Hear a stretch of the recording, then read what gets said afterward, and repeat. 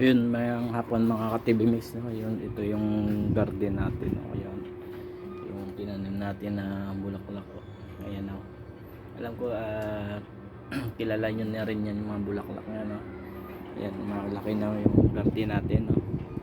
At meron naman tayong sili, no? Kaso lang parang ano na, nadiligan na natin kanina. Ayan yung tangkong tawag sa probinsya namin. Ayun, o, ilang araw lang, mga 15 days na yata, pero palago na rin.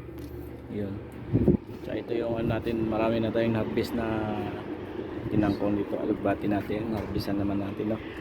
Ito luya natin. Yan, wala na siyang madahon dahil pinang-harvest ko na at ginulay ko na, no? Ayun, meron tayo ipapakita sa inyo mga ka-TV. Meron tayong, ayan, tanglad. Kakatanim natin yung tanglad. Yan, sa lemongrass. Yun, o, tama, lemongrass. Yun.